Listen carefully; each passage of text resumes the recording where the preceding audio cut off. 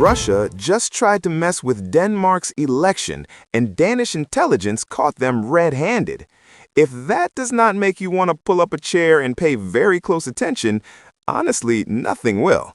And before we go any further, if you are new to this channel, do yourself a genuine favor right now. Hit that subscribe button and tap the notification bell icon. At Danish News Daily, we cover the stories that actually matter, sharp, fast, and no fluff. You absolutely do not want to miss what is coming. Now, let us get into it. Here is what you need to understand before anything else. Denmark has a general election on March 24, 2026, a real, consequential, democracy-deciding election. And someone, a very large, very aggressive someone sitting to the east, apparently decided that the Danish people cannot be trusted to make up their own minds. So in steps Russian interference, quiet as a fox and twice as cunning. But here's the thing Denmark did not count on. Their intelligence services were already watching, and what they uncovered is the kind of story that sounds like a political thriller but is in fact terrifyingly real.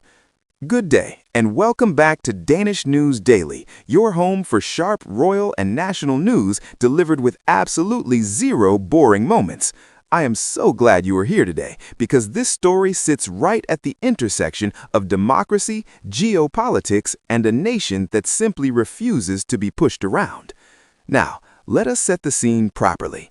Denmark has been one of NATO's loudest and most committed supporters of Ukraine since Russia's full-scale invasion began. Fighter jets, artillery, armored vehicles, Denmark did not just talk the talk. It walked it, jogged it, and then sprinted it, while everyone else was still tying their shoelaces. And that right there is the motive. If you are Russia and you want to weaken Western support for Ukraine, you don't necessarily need to fire a missile. Sometimes all you need to do is plant a seed of doubt inside a democracy, water it with disinformation, and watch the chaos grow from the inside out. That's exactly what Danish intelligence is warning about ahead of this election. The strategy is not subtle. It never really is. Flood social media with divisive narratives, amplify fringe voices that question Denmark's Ukraine commitments, make ordinary Danish voters feel like their country's generosity is somehow working against them. Classic Russian playbook, Chapter 1, Page 1. Now here's where it gets even more interesting, because this is not happening in isolation. Intelligence services across Scandinavia and the broader NATO alliance have been sounding similar alarms. Finland, Sweden, Germany, all watching the same playbook being run in slightly different languages. Denmark just happens to be the current target, and with a March 24 election date sitting right there on the calendar like a big flashing bullseye, the timing is anything but coincidental. Think of it this way. If democracy were a football match, Russia is not trying to win by scoring goals. It's trying to convince enough people in the crowd that the game is rigged, so they walk out before full time. No crowd, no match. No trust, no democracy. And this is precisely where the Danish royal family becomes a quiet but powerful part of the picture.